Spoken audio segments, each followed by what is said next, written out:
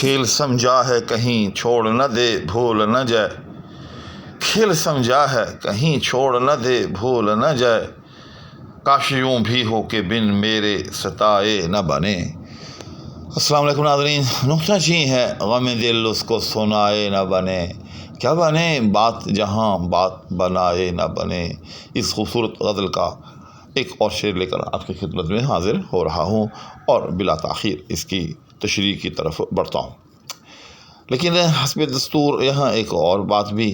کہ اگر کوئی صاحب میرے چینل پر نئے ہوں تو وہ چینل کو اگر سبسکرائب بھی کر دیں گے تو اس کے نتیجے میں یہ ہوگا کہ ایک تو ان کو ہر اپلوڈ ہونے والی ویڈیو کا پتہ چلتا رہے گا کیونکہ وہ ساتھ میں بیل آئیکن کو بھی پریس کر دیں گے۔ دوسرا یہ ہے کہ چینل کی کچھ تھوڑی سی ریچ جو ہے وہ بڑھ جائے گی، تو لہٰذا وہ اصحاب و احباب جو ابھی تک چینل پر موجود بھی ہیں اور چینل کو سبسکرائب نہیں کر پائے تو ان سے یہ درخواست ہے کہ وہ چینل کو سبسکرائب بھی کر دیں۔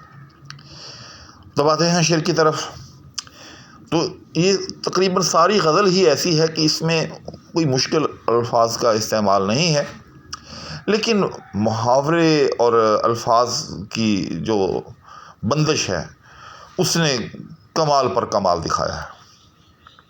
بہت اچھوتے قسم کے مضامین جو ہیں اس غزل کے اشعار میں موجود ہیں،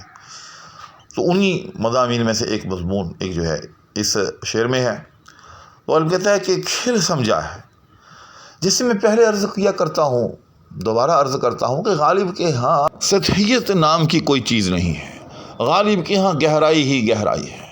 یہ ہو نہیں سکتا کہ غالب کا شعر ہو اور وہ سطحی ہو،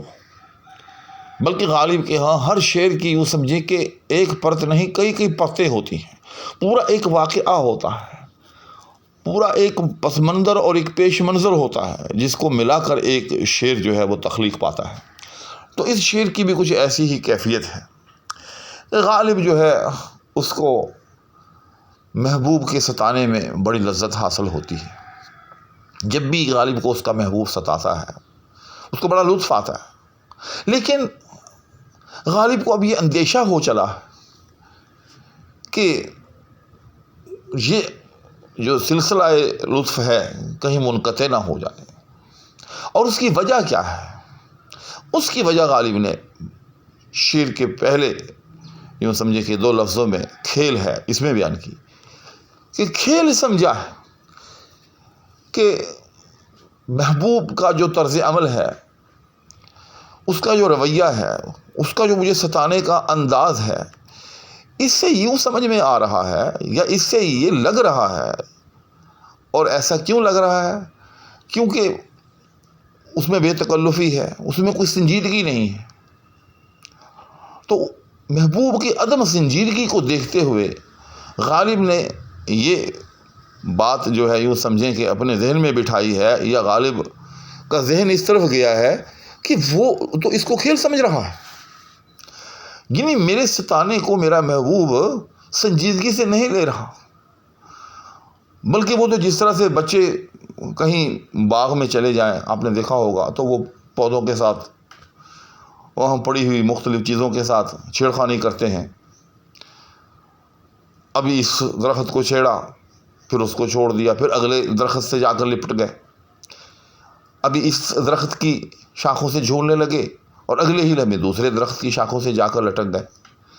یعنی بچوں کے طرز عمل میں اس طرح کی جو ہے عدم سنجیدگی بالعموم دیکھنے میں آتی ہے۔ تو غالب کہتا ہے کہ میرا محبوب جو مجھے ستا رہا ہے وہ بھی کچھ اسی طرح کی عدم سنجیدگی کا اظہار کر رہا ہے، یعنی وہ میرے ستانے کو سنجیدہ نہیں لے رہا، بلکہ اس نے بطور کھیل لیا ہے اس کو۔ اب ظاہر ہے جیسے میں نے عرض کیا کہ جو عمل بھی بطور کھیل کے کیا جائے اس میں دوام نہیں ہوتا، اس میں ہمیشگی نہیں ہوتی، بلکہ جیسے میں نے مثال کے ساتھ ابھی عرض کیا کہ بچے جو ہے ابھی اس درخت کی شاخوں سے جھولتے دکھائی دیں گے کسی پارک میں، اگلے ہی لمحے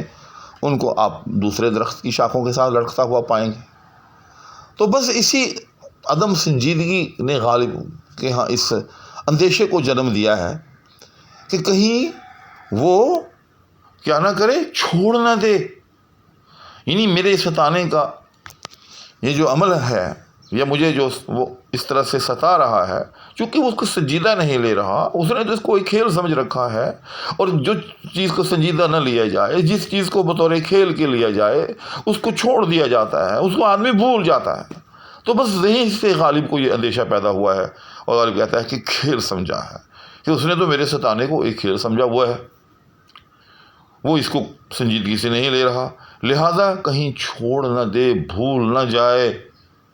کہیں ایسا نہ ہو کہ کل کلاں کو وہ مجھے ستانا چھوڑ دے، کل کلاں کو وہ مجھے ستانا بھول جائے۔ لہٰذا پھر غالب جو ہے دعا گو ہوتا ہے، یہ اپنی خواہش کا اظہار کرتا ہے کہ کاش یوں بھی ہو کہ بن میرے ستائے نہ بنے، کہ کاش اس کہ ہاں یہ جو میری اذیت کا عمل ہے، مجھے اذیت پہنچانے کا ایک کھیل ہے، کیونکہ وہ اس کو بطور کھیل لے رہا ہے، کاش اس کے ہاں یہ اتنا اہم ہو جائے، اس کو گویا کہ میرے ستانے میں ایسی لذت آنے لگے، کیونکہ ہر کھیل میں ایک لذت بھی ہوتی ہے، یہ بھی ایک حقیقت ہے۔ انسان کوئی بھی کھیل کھیلے، چاہے کرکٹ ہو، ہاکی ہو، فٹ بال ہو، کوئی بھی کھیل ہو، اس میں انسان کو ایک خاص قسم کی تفریح حاصل ہوتی ہے، ایک خاص قسم کی لذت حاصل ہوتی ہے، جس کی وجہ سے انسان وہ کھیل کھیلتا ہے۔ تو غالب کہتا ہے کہ کاش اس کو اس عمل میں ایسی تفریح کا احساس ہو، ایسی لذت کا احساس ہو کہ بن میرے ستائے نہ بنے، کہ اس کو پھر میرے ستائے بغیر چین نہ آئے۔ یہ جو ہے نا کاش یوں بھی ہو، اس کا مطلب یہ ہے کہ کاش اس کو میرے ستانے میں ایسی تفریح کا احساس ہونے لگے، ایسی لذت کا احساس ہونے لگے، اس کو ایسا سکون آنے لگے، وہ اس کا ایسا عادی ہو جائے کہ بن میرے ستائے نہ بنے، کہ اس کا پھر میرے ستائے بغیر گزارا نہ ہو۔ یعنی جس طرح سے میرا اس کی اذیت کے بغیر گزارا نہیں ہوتا، کاش اس کا مجھے اذیت پہنچائے بغیر گزارا نہ ہو۔ اور اس کا نتیجہ کیا نکلے گا؟ اس کا نتیجہ یہ نکلے گا کہ پھر غالب کو جو اذیت پسندی کا ایک فیض حاصل ہو رہا ہے اس کے معشوق سے، غالب کا یوں سمجھیں ایک کام بنا ہوا ہے، غالب کا جو مقصد پورا ہو رہا ہے وہ مقصد ہمیشہ پورا ہوتا رہے گا۔ تو ناظرین، یہ بظاہر ایک انتہائی سادہ شعر، لیکن اپنے معانی کے اعتبار سے انتہائی پرلطف شعر آپ کی خدمت میں پیش کیا گیا۔ تو امید ہے کہ اس شعر کی تفہیم کے حوالے سے بھی کچھ نہ کچھ میری اس گفتگو سے آپ کو ضرور حاصل ہوا ہوگا۔ میں ہرگز یہ نہیں کہتا، نہ ایسا دعویٰ کرتا ہوں کہ میں کوئی بڑا کامل قسم کا شارح ہوں، میں خود ایک سیکھنے والا ہوں، اور سیکھنے کا عمل ایک ایسا عمل ہے جو ہمیشہ جاری رہتا ہے۔ اسی لیے میں اپنے احباب سے، اپنے ناظرین سے یہ درخواست گزار رہتا ہوں کہ اگر کہیں وہ میری تشریح میں کسی غلطی کا وجود پائیں، یا کسی تشنگی کا ان کو احساس ہو، یا کسی ایسی جہت کا وہ سمجھیں کہ ذکر نہیں کیا گیا جو اس شعر کی تشریح میں معاون ہو، تو اس کو وہ کمنٹ میں ڈال دیا کریں، تاکہ میرا بھی اور دیگر احباب کا بھی فائدہ ہو جائے۔ انشاءاللہ اگلی نشست میں اگلے شعر کے ساتھ پھر حاضری ہوگی۔ اس وقت تک کے لیے فقیر کو اجازت دیں۔ اللہ حافظ۔